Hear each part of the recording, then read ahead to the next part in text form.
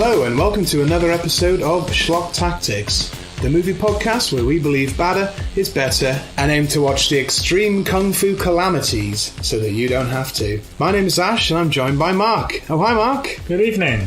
How are you doing today? I'm good. Broadcasting right in the middle of a heat wave and also right in the middle of the World Cup. But if you came here for a weather forecast or the latest results for the football, you've come to the wrong place, because today we are reviewing two of the most over-the-top, ridiculous, gory, drug-inducing, seizure-inducing kung fu films that have ever been made. But before we get into that, I just want to mention the last episode that we did. If you missed it, it was a superhero spin-off episode, so we reviewed Supergirl from the 80s and Catwoman, starring Halle Berry from the early 2000s. So if you're a big comic book superhero fan, Marvel, DC, if you like all of that stuff, you're going to want to go back and check out that episode where we review two of the worst examples of a comic book superhero movie in their spin-off form, so go back and check that out. But today, like I said, we are on a kung fu vibe. So the first film that we are going to be talking about today is from the early 80s, and it's called The Boxer's Omen. It's also known as Mo.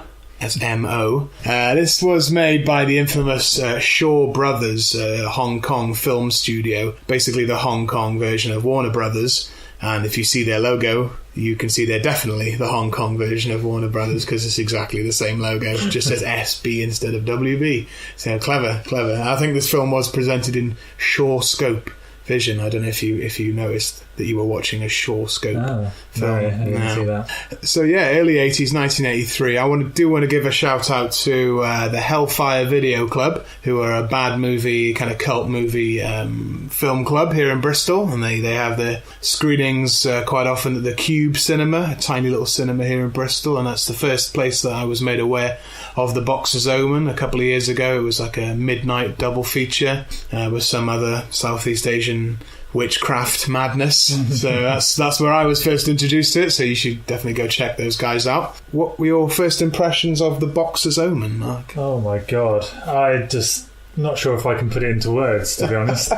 It's sort of nightmare fuel, bizarre, incomprehensible, crazy film I've ever seen, or one of the most anyway. Yeah. And that's what we're going to try and do, is unravel that and try to make sense of that, because it's very nonsensical film. So much going on, I just couldn't make notes of absolutely everything. It just wasn't possible. It was directed by a guy called Chi Hung Kwei, and I had a little bit of a look at his filmography out of interest on IMDb. He was also responsible for Corpse Mania. I don't know if you've seen Corpse Mania. No. Killer Constable, which sounds quite good actually. Hex versus Witchcraft.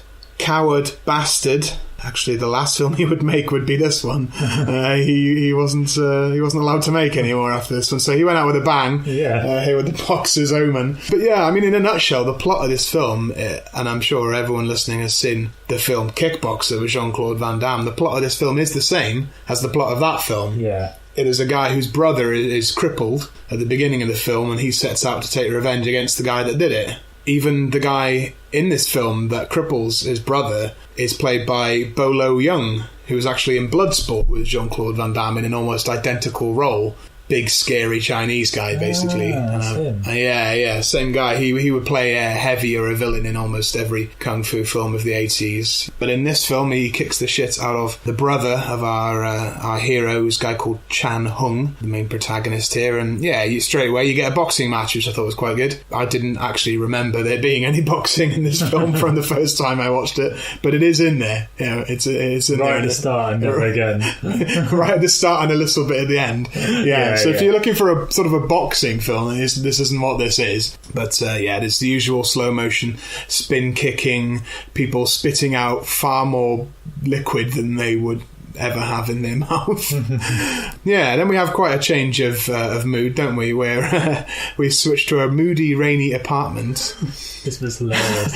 And Chan is sort of unwinding after seeing his brother mullered in the ring. His girlfriend bends over and just a little bit of nip. The camera just zooms in and you can just see her breast through her shirt. Yeah, I'm sure this director has done those sorts of films as well. But this was the most token, obligatory sex scene he frees the nipple all right. He sort of picks up his girlfriend, spins her around, and just pushes her right up against the window, and the camera shoots from the other side of the window, and we see her nipples rubbing against the window, and it's like raining outside. We see tits squished against glass with rain in the foreground. Maybe this is what Shaw scope is. It's squished tits against glass, but this is ridiculous, and it moved on very quickly. This was just to show that our hero is a guy like anyone else who likes to have sex, and it will come up later in the film, the sex. But in his apartment afterwards, post-coital, he sees a sort of a floating... It's like a golden eyebrow, if you will. And it becomes like an entity in his room. Yeah, it turns into like this guy that talks to him. He gets over that, and he goes to visit his brother who's in a body cast, as you can imagine, and he vows to avenge him, of course. He immediately legs it to Thailand, and we get the first of many sequences in the film where he decides to go somewhere, and as soon as he decides it, there's a shot of a plane, and as soon as the plane touches down, there's a shot of him flying down a river on this motorboat. Canoe type thing, and there's a lot of this in the film where he's zipping about the rivers of Thailand, and he goes to confront Bolo Young's character, who I refer to here as Mr. Barbo, and he's being presented with the championship belt that he's won from beating Chan's brother. And just at the crucial moment when he's got the belt in his hand, Chan shouts, "Champion, that bastard!" They're having a struggle and a squabble, and Barbo says, "Beat the Hong Kong guy," referring to Chan. Yeah, there's a bit more ripping around Thailand on a boat, and then he sees once again the golden arch, the golden eyebrow floating around just in the middle of Thailand, and it ends up on a temple. And that's how he knows he has to go to this temple for some sort of reason. It's like a religious calling that it means he has to go to this temple and maybe find a purpose in the film. He has been summoned. Now, this begins a flashback, although there's no indication that this is a flashback. You only realise this later. Probably the weirdest sequence of events in this film or any other film. Cuts to a Buddhist monk standing in an airport with nobody around, and there's another guy who we don't know who that is. He chucks a little mirror at the other guy, and it cuts to the guy who's turned green, and his skin is bubbling up, and he looks like he's covered in like bubble gum. Then he turns into an old woman. Yeah. And a bat crawls out of her mouth. Comes out of the mouth and flies out of the airport. We cut to a set which is used quite a bit in the film, a decent set of a sort of multi-handed deity statue, a couple of statues and a god sort of demon statue in the background, and every hand has got an effigy of a different animal. And then we're introduced to a guy who I don't remember having a name. I just thought of him as kind of a sorcerer type character, and I think when people Google this film, it's him that comes up rather than the main character, Chan. It's not clear whether he's a baddie or a goodie. So this sorcerer catches the bat that flew out of the airport, drives a stake through the bat, killing it. Then he regrets it. They tried to revive the bat by biting into a mouse and spitting its blood at it. So he killed the bat, and then he had to revive the bat by eating a rat. This sounds like a Dr. Seuss story. Why did he kill the bat in the first place? Maybe there wasn't a sacrifice needed? I don't know. There wasn't really any logic behind this. He killed the bat, he ate a rat, he revived the bat, and then the bat revives, but really as a skeleton. Yeah. It starts very slowly running away, sort of wobbling back and forth on strings, maybe, which is hilarious. Whilst this is happening, he plays a flute which charms some snakes out of their baskets. He pulls an embalmed head out of a basket. He mixes the snake venom with the brains and feeds it to spiders. The strange spiders drinking up the kind of fluid. I think the idea here was this was all designed to show you what happened to the abbot of the monastery, and I think the idea is that this was a sort of a hex or a spell that was cast on him by the sorcerer, who more or less fed him snake venom and brains, fed it to spiders, dropped the spiders in the temple, and the spiders bit him, and that's why he's now a mummified guy sitting cross-legged. Yeah. It's like a bad acid trip. He was like poisoned, I assume. He was poisoned in an extremely convoluted way. Yeah. This sequence takes about 10 minutes, 15 minutes to show us how the abbot of the monastery was poisoned, the character we've not even really been introduced to or care about. And then you finally get introduced by finding out that they're twins. Twins in another life. Twins in another life. And that's not the same as twins, no. Mark. It's different. Oh, God. It's difficult to keep up with this film. He said we were twins in another life. Yeah, and then Chan says, twins in another life? Basically. Yeah. So we're led to believe that in a previous life they were twins, and that now whatever happens to one happens to the other, and they're kind of linked. A very roundabout sort of exposition. It took ages to say what could have been said in the sentence, probably. But we did get to see all the cool set pieces of the guy killing the fake bats and the fake rats and the real snakes, not fake snakes actually. The snakes were real. The whole flashback is to show what happened to the abbot, and the short answer is he's mummified inside an urn, and they smash open the urn and there he is. I was called a golden needles spell. He heads back to his hotel room to unwind and to process all of this flashback. Now, I think he is planning to go back to Hong Kong and obviously carry on with training. But he changes his mind because in the middle of the night he wakes up and he pukes an eel into his bathroom sink. And you know what that means? He needs to become a monk. The logic of this film says the guy, the people at the monastery, the monks, tell him he needs to become a monk, and his main concern is, have I got to shave my head?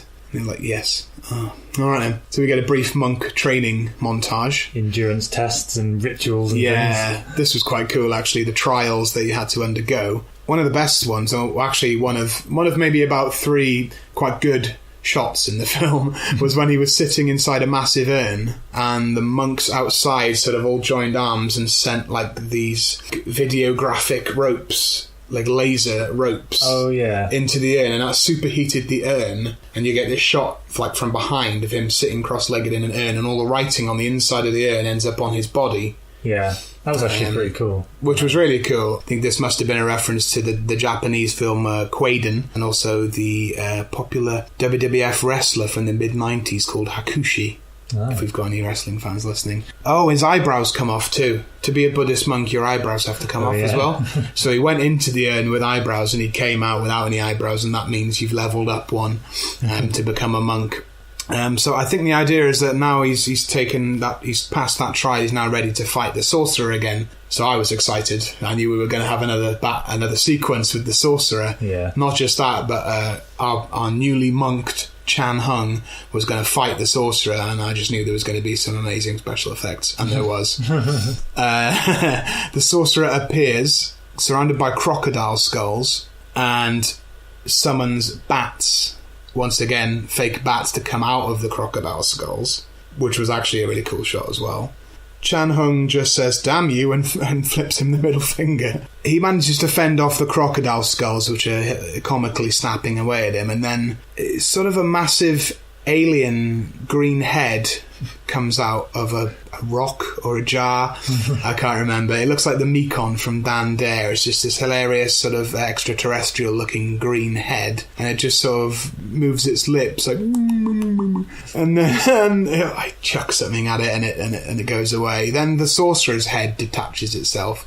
Now this is quite a trope, believe it or not, in mystical, magical Southeast Asian films. The flying head is actually quite common. When I saw this film originally in the Cube cinema, the other film they had loads of flying heads in it, and often the flying heads had tendrils or lungs and stuff hanging out, and that is what happened here. The flying head of the sorcerer had his little tentacles that wrapped around this guy's head. This is kind of like John Carpenter's The Thing, in a way, this sequence. Much less professionally done, but around the same era. And there's just all sorts of stuff going on. Flying heads, alien heads. He defeats the sorcerer. There you go, job done. You can return to Hong Kong now, says the monk. Before he's even finished the sentence, you can return to Hong Kong. We cut to another stock shot of an aeroplane taking off, which is funny. So there you go. You would think that would be the end of the film. No. Goes on for about another 45 minutes now. This film seemed quite a bit longer than it was. It could have ended here. Quite satisfactorily, but it didn't. So we head back to the apartment where his girlfriend's just been hanging around since then. We get immediate gratuitous nudity again. Once again, she's just walking around the house naked and has got the shower. Now, Mark, there's quite an exchange here between him and his girlfriend. His girlfriend's not happy that he's been away. What's the quote here? Can you tell me? She says, "You must have slept with lots of girls in Thailand. Don't pass me any STDs or I'll castrate you." It's the only quote I've written down from the whole film. She's a non-character, but she's got one of the best bits in the whole film. This line of dialogue. The funniest thing is, straight after that, he goes into the bathroom to have sex with her, like immediately. Yeah, we never found out if he did have any STDs from Thailand. You see, the stereotypes of Thailand were just as true 30 years ago as they are now. If you give me an STD, I will castrate you. I would like to have seen more of this. But I'll immediately have sex with you anyway.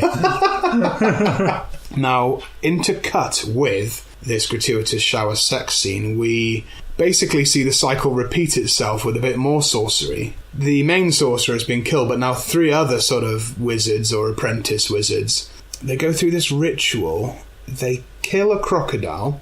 In case the film wasn't long enough, we get about 2 or 3 minutes of stock crocodile footage. They bring in the biggest crocodile you could imagine, which looks like it's inflatable. They grab some sort of mummy preserved in some sort of white stuff. They cut open the enormous crocodile and they put the mummy in the crocodile and they sew it back up again. Not that long after, they reopen it and just take it back out again. Yeah. The idea being that this mummy has taken on the power of a crocodile in the sort of 45 minutes that it was in there. It's really weird. And I just sort of thought at this point, are we having another villain? Are we just starting again now? It felt like the film was starting again. Yeah. We're about an hour in, so I was worried.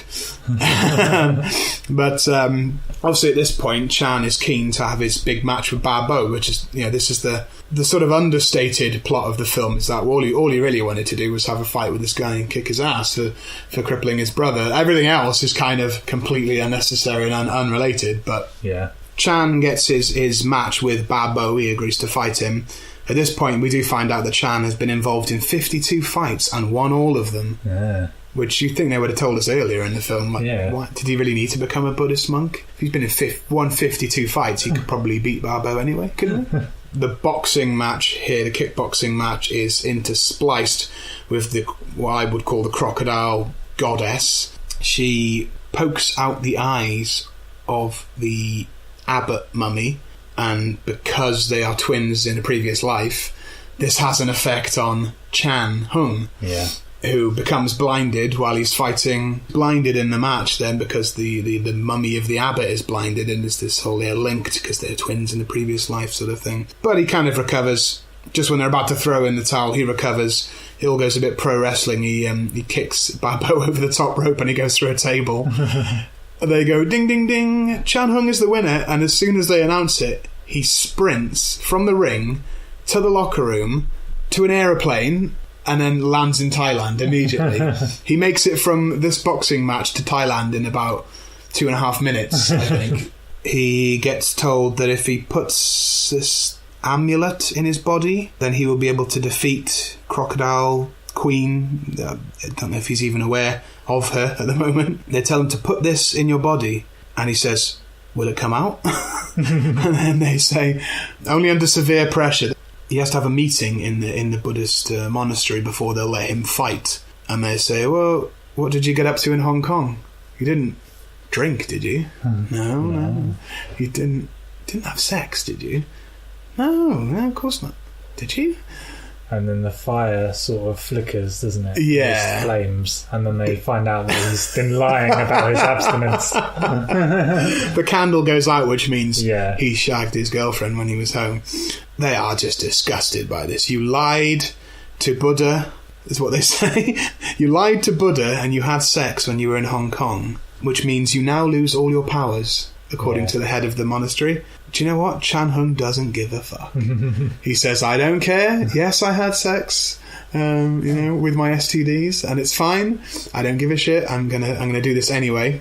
Obviously, he won't be able to do this in Thailand. He's gonna have to get on a plane and fly to Kathmandu in Nepal. Completely unnecessary change of location. To find a precious Buddhist relic. flies to Kathmandu to find a precious Buddhist relic. Because the monk tells him he will die too unless he finds... Oh, because he's been cursed by the golden needle spell, maybe. He's decomposing, yeah. Right. And then he says because they were twins in a past life, because they've got that connection. They're physically linked. He will die as well unless he can find this precious relic in Nepal.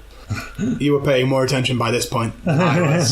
So yeah, I don't know if they all just wanted a nice big holiday on this one, because hardly any of this is shot in Hong Kong, and it's a Hong Kong film. Mostly it's location shooting in Thailand and Nepal. So I think it's just a nice holiday for everyone involved. But he goes to Nepal. Now he starts dressing like a Cockney geezer when he gets there. He starts dressing like Del Boy. He's wearing a leather jacket, flat cap, and sort of aviators. I lost all track of this. There's obviously a showdown with the alligator queen, the crocodile queen. The crocodile inflatable comes back again, and he fights that for a bit. Some sort of caterpillars come out and attack him. What look like sort of full-size jelly babies, perhaps representing the 3 sort of apprentice wizards earlier. Poodle brontosaurs I've written down as well. I can't explain this to anyone really. It's difficult to explain what was happening. The only way I knew that this film had concluded is because some positive music started coming in, and I was like, oh well, things must have turned out all right. He defeated the crocodile queen. The sun shone on the Buddha's hand, and the sort of mercury tablet that he took earlier came out of his eyes. I think. Yeah, I think you've given enough information there. Yeah. I don't think it's possible to fully explain everything that happened. But it's the plot of Kickboxer with added sort of black magic and Buddhism. Yeah. That's the best way to describe this. But it is some sort of drug-fueled nightmare. Yeah, if you were to make someone watch this on drugs, they would be broken by it. Completely deranged. I haven't seen that many Shaw Brothers films. I don't know if they're all like this. If they are, I'll be checking them out. But this was absolutely crazy. So, what were your overall impressions of the boxer's Omen? It was very bizarre. Mostly incomprehensible black magic scenes over very little kickboxing. Very little boxing. Yeah. Were you expecting a boxing film? From the title, yes. Boxers, you fool. Yeah. I wasn't expecting it to be so bizarre. Yeah. I felt like because it was just so incomprehensible, I just couldn't feel any way gripped to the story, because I couldn't really follow why these things were happening. It was entertaining to watch all this bizarre stuff happen, though. Yeah. That was the main... You definitely, first time I saw it, definitely couldn't expect or predict anything that was going to happen. Every moment was a new surprise and a new twist of gibberish. But yeah, you've really got to give it a lot of points for creativity. They obviously didn't have a super high budget. The special effects aren't great, but they're very creative. Who knows what they were trying to really get across here. So the next film that we're going to be talking about is a film I'm sure many people have either seen or certainly seen GIFs of this film. One of the more gifable films that we'll probably talk about on the show. It is The Story of Ricky, aka Ricky-O, also a Hong Kong film. This one from 1991, so we've moved on. Now this film is set in 2001. Made in 91, set in 2001. Is there any reason? I don't think so. It might have something to do with Escape from New York. They were talking about that prisons are now privatised, and it's a slightly dystopian film. So Escape from New York was made in 1981, but set in 1997. So they've gone for a similar, only kind of 10 years on, 10-ish years on. It was adapted from a manga, also called Ricky-O, and it's about an indestructible guy who ends up being sent to prison for manslaughter. Much mayhem and gore follows. So, like you say, prisons are privatised, and straight away, hopefully, if people are watching this, they're watching the dubbed version, because really the strength of Ricky-O, apart from the gore, is the dubbing and the hilarious American accents, because these are all Chinese people in a Chinese film, and they have a wide variety of American accents. Some of them are cowboys, some of them are from New York, and they're just... Everyone's got a different American accent, but clearly none of them are American, and it just makes everything about 10% funnier that happens in the film. Pretty much every line is hilarious because of the dubbing. Way more hilarious, and we always talk about, if you're going to watch a bad foreign film, try and get a dub, because it will only make it better. But we're introduced to Riccio, who's been given 10 years for manslaughter, and he sets off the metal detector when he comes into the prison, and someone says, why didn't you let them take the 5 bullets out of you? And he says, because I wanted them as souvenirs. So straight away you get the impression that Riccio, he's a bit of a hard bastard, isn't he? He's very tough. There's a warden, there's an assistant warden, there's 4 wings, and there's 4 wing leaders. Yeah. So this whole film is a video game. You've got to complete each wing and defeat the wing leader. You got to defeat those are the end of level bosses. You got to defeat the penultimate boss, and then you get to the end boss, which is the warden. So straight away I thought, I wish this was a game, like an 8-bit game or a 16-bit game. It would be amazing. But we're introduced to a sort of a bit part character who's a toy maker, and he's confronted by one of the sort of mean sort of gang people who hits him in the face with a wood plane. Our first bit of gore here, takes his nose clean off. And then as the gangster is walking away, Riccio trips him, and he falls face first onto a plank of wood with about 6 nails sticking out of it. And this was an accident waiting to happen. That was the first brutal part of a bit of violence. And your first indication that almost all the gore in this was going to be happening to mannequins, not real people. well constructed mannequins, but this guy just trips over and impales his face, and they start talking about Zorro, a character called Zorro. We're going to get him released from solitary confinement by bribing the guards, which he does. And he is this massive fat bloke who stomps into the showers when Ricky's taking a shower, says, I was given 3 kilograms of rice to mince you up and put you in a pie, which is amazing. He punches Riccio and he goes flying towards the back of the showers, right next to another guy who's just standing arse to the camera, and goes, and moves out the way. And they have a very brief fight where Ricky gives him quite literally a gut punch. He drives his fist all the way into his stomach and rips his guts out. And rips his guts out, and he collapses on the floor with this massive gaping wound. This Zorro guy was built up quite a bit, and it was hilarious how he just has his guts ripped out instantly. Now we're introduced to the North Wing leader then shortly after this point. Is a guy called Oscar. He's got some impressive sort of triad-style tattoos. We see Riccio meditating in his cell, and this is where we get our first flashback. There's quite a few flashbacks in this film to show what happened to Ricky when he was younger. How did he make it to prison? What were his hopes and dreams as a young man before he became this psychotic, murdering bastard? So the flashback shows you how he first learned his martial arts skills, and that's with training with his uncle. They refer to the martial arts style as Chico. I just heard Chico. Yeah. Chico time. He refers to Riccio as having superhuman strength since he was born, and I knew that you would one day be ready to learn the Chico style of martial arts, and now I'm going to teach you. A special energy or something. Yeah, so this results mainly in him busting tombstones in the graveyard, which is a bit out of order. Breaking people's gravestones, what a dick. He chucks a gravestone at him and he just punches both his arms through it and wears it like a stocks, which is really funny. So it's after this that we're introduced to the assistant warden, who's kind of the villain for most of the film. He's this kind of fat guy with a hook for a hand and a glass eye. He's like a double Bond villain.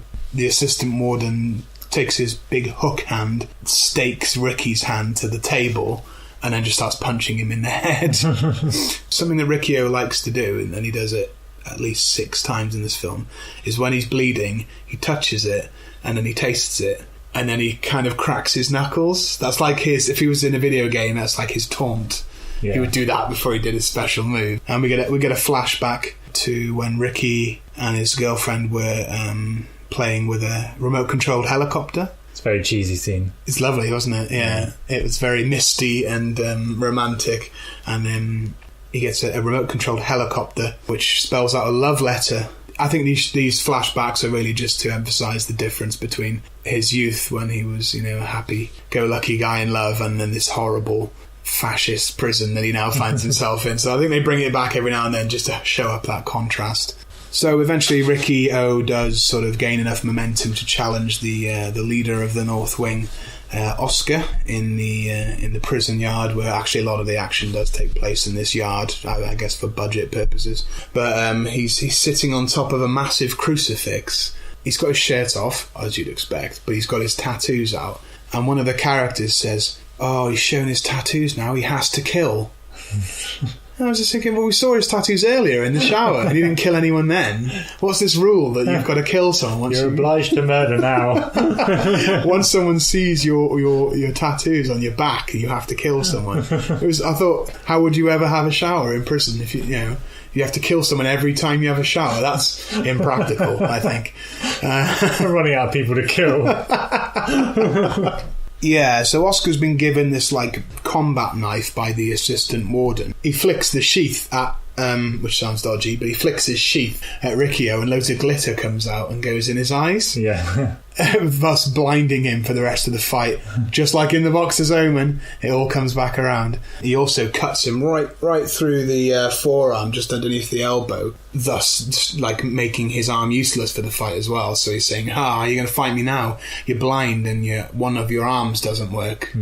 But luckily, Riccio falls on a sort of a water manhole, busts it with his elbow, and loads of water shoots out so he can wash his eyes with it. He rips the tendons out of his arm, ties them in a knot, and then his arm works again, so he's back to full capability. He gives Oscar a tap on the back of the head and his eyeball flies out. And the crows start eating it. This is where it got really super over the top and extreme, as I wanted it to.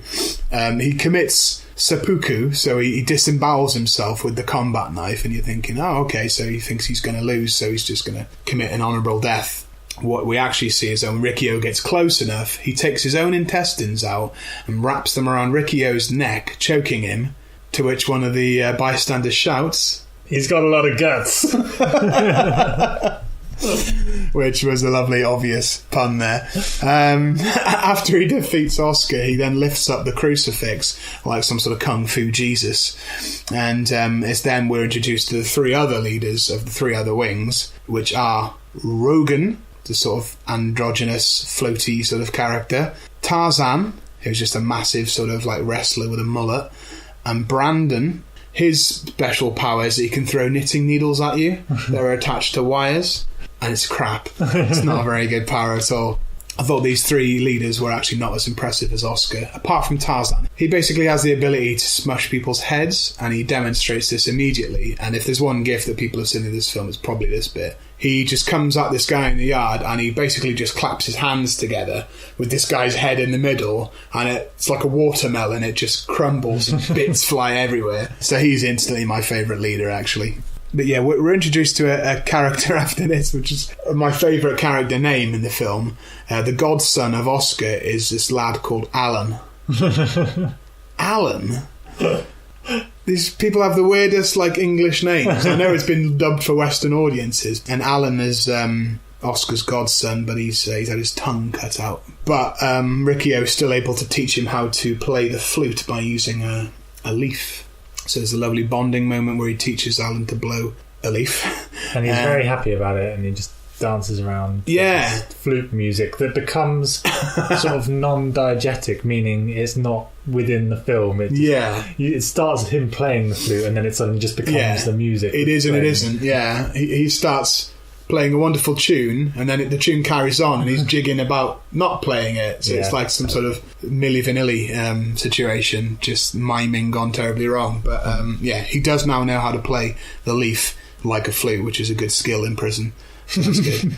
But yeah, obviously Alan is a bit of a weak-minded sort of character, isn't he? He's called into the three wing leaders' quarters, and they reveal Oscar's body, and his tattoos have been skinned from him and nailed up on the wall. And he says, Riccio did this to Oscar. And I thought, well, he didn't. We just watched it. He didn't do that. You did that. Yeah. And Alan saw it as well, so don't start shit. There were witnesses. Yeah, there was loads of witnesses. Riccio did not skin Oscar's tattoos, but there you go. But they realise basically Alan's useless now without Oscar. They don't need to look after him, so they skin him. Or Rogan skins him. She takes off the bottom half of his face first, and then they leave him in a skinned bloody pile out in the yard. Yeah. It's around this time as well that one of the major plot points is brought up, that Alan has got all these leaves, and Ricky's like, where did you get those leaves? He's like, just from the west side of the prison.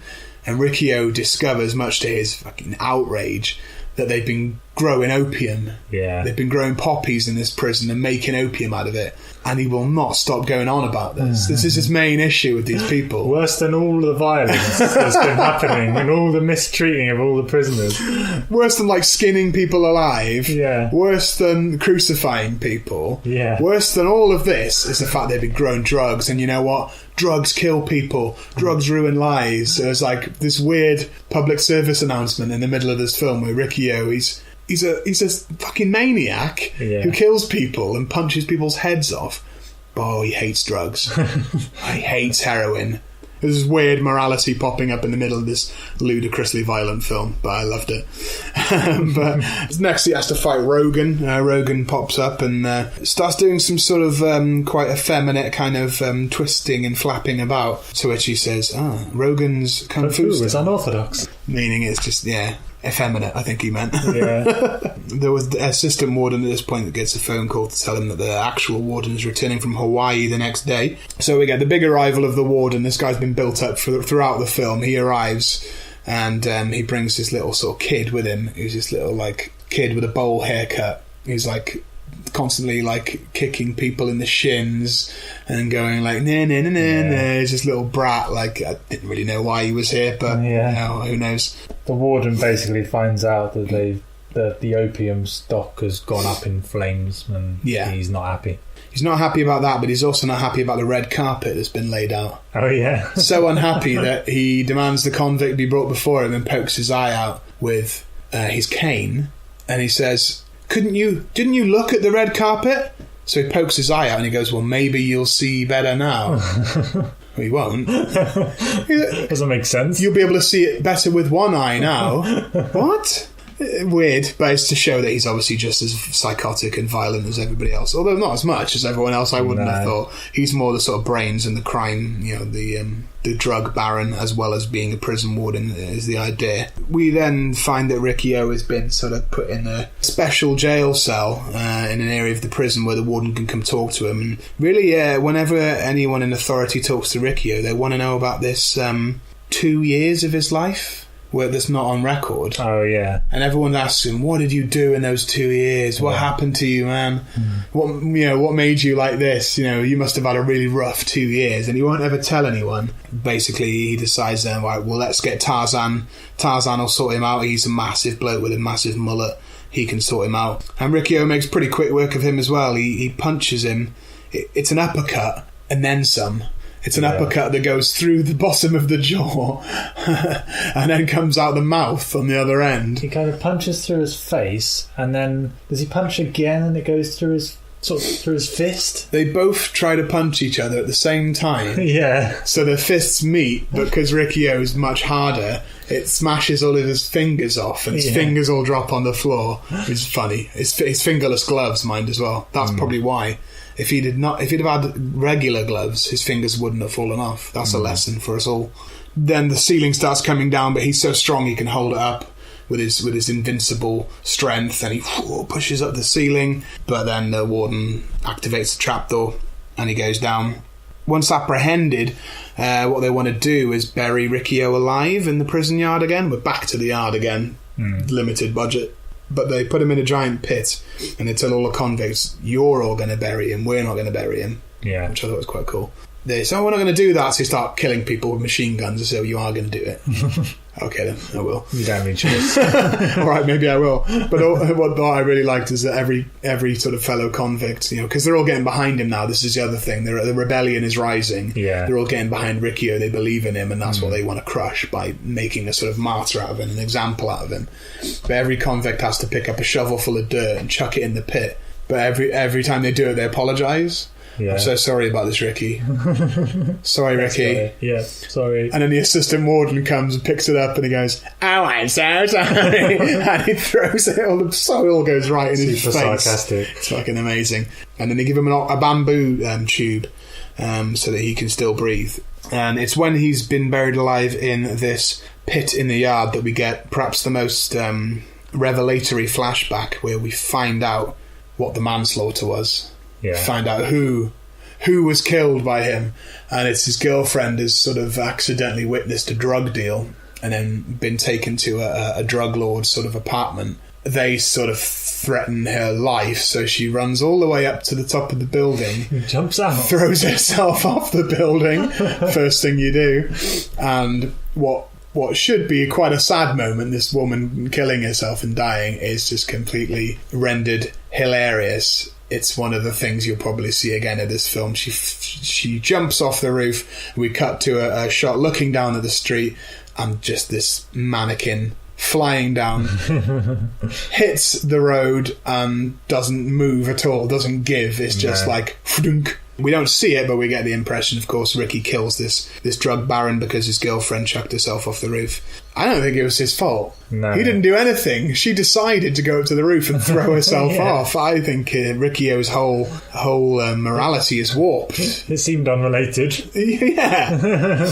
We end up back then in the yard where he's buried alive, and he's still sort of meditating and thinking back about his girlfriend jumping off a roof. Then Rogan flies out of a manhole and kicks a dog in half. Oh, yeah.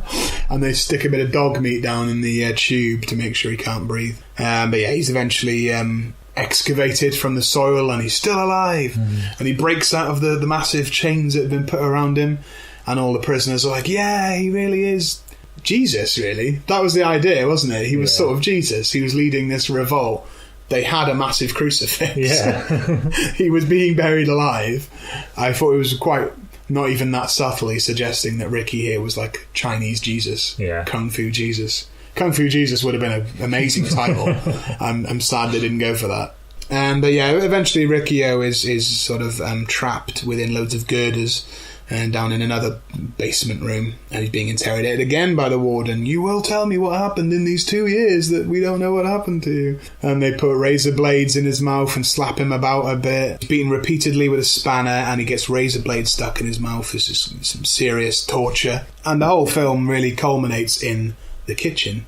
Where throughout the film they mention it a couple of times and they reference it a couple of times. There's this brand new sort of meat grinder that they've got, and one guy gets his arm stuck in there by the warden, and he says, you want more food, you can eat that. Suggesting he was going to feed him his own arm, which is brilliant. But this meat grinder is brought up quite a few times, and then there is a final confrontation between Ricky and Rogan and Brandon, the little knitting needle guy, and they have a good enough scrap. But then we get, one of my favourite parts again with the warden, the sort of middle-aged kind of guy with, balding with glasses and wearing nice cravats and stuff. For want of a better phrase, he hulks up. He turns into like this massive ogre thing and just goes mental. He hulks up massively. Yeah. Only thing I could compare it to is maybe a sort of a Chinese or Japanese sort of demon from the old kind of mythology and folklore, art that you see, that kind of demon character. He looked a bit like that, sort of all. It was this guy wearing a massive sort of meat suit, it looked like. In a meat suit, in preparation to be put into a meat grinder. Yeah, and you could have seen this coming from a mile off, really. They're polishing the meat grinder, someone gets his arm put in there, someone gets their face put near there, so I think you can see what's coming, and of course, he picks up the warden, plops him in the meat grinder, turns them all into mince. I actually thought it would have been amazing if maybe there'd been a post-credit sequence of everyone sitting down to eat the warden mince. But no, we didn't get that. Instead, what we got was... he holds his head up. Yeah, Riccio taking the head of the warden, coming into the yard saying, look at this. I've killed the warden, and everyone's like, yeah. And he he goes up to the prison wall and he gives it the biggest punch of the entire film. All the other punches up until now have been just like taps. This one was the massive special move, and he punches the wall, and about a 30-foot hole crumbles in the wall, and he just turns around to everyone and says, "We can all leave now." And that's it. There you go. Riccio, the story of Ricky. We still don't really know what the story of Ricky was. Yeah. We never know what happened in those 2 years. They never tell you. But he's seen some shit, man. What were your overall thoughts of the story of Ricky, man? I think it's great. I first saw this film probably about 6 or 7 years ago, introduced to it by a friend called Rory. Rory, if you're listening, thanks. Shout out, Rory. Yeah. It's a lot of fun. It's got some ridiculous violence. Really enjoyed it, actually. It's quite the gore. Yeah. It's a badly made film, and the effects are bad, but they really go for it in such a way that you can't not love it. Normal film, someone would get punched in the face and have a black eye. This film, someone gets punched and their head caves in, or the top of their head flies off. You punch someone in the gut. In this film, the guts come out and you strangle them, and it's just like, not many films kind of hit this level of over the top insanity as far as the gore is concerned, and that's what's made this such a cult film, no matter how cheesy it might be. Yeah, it's undeniably entertaining, just how ridiculously over the top it is. And like you said, the dubbing, just if you're going to watch this, watch it dubbed, because it's worth it. We should mention both these films are available on YouTube. Boxer's Omen, you might find it under Mo from 1983. You could watch that in subtitled. But Story of Ricky, there's a few versions of it on YouTube. There is a dubbed version. If you can find that, watch that. Two great films. Which would you say you prefer out of these, Mark? Which was the most extreme, would you say, therefore better? I prefer Story of Ricky. Yeah. Boxer's Omen was bizarre, semi-incomprehensible. Yeah. They both push the genre of kung fu to places it's never gone before, or places I've never seen it go before. A lot of kung fu films follow a pretty similar plot and kind of format. These two films push it in a very extreme and intense direction, both very differently. Boxer's Omen going for really the more sort of metaphysical, fantasy, mystical, black magic kind of nightmare fuel. Yeah. And Riccio goes more for the super intense graphic violence and grit and exploitation. And I prefer Riccio. I think it's a fantastic bad film. It's not even that badly made, apart from some of the effects are a bit ropey. There's a lot of dummies. As long as you don't mind characters being swapped out for dummies at the last minute, I don't think you'll have a problem with the effects in Riccio at all. I really wish they would have done more Riccio films. I think they did do another version of Riccio in the sort of 2000s, from what I could find out, but apparently it was not really that related, not really based on it. They followed up this one with some more like anime manga films, which I haven't seen, but I would love to have seen loads more films set around this character and with this kind of style.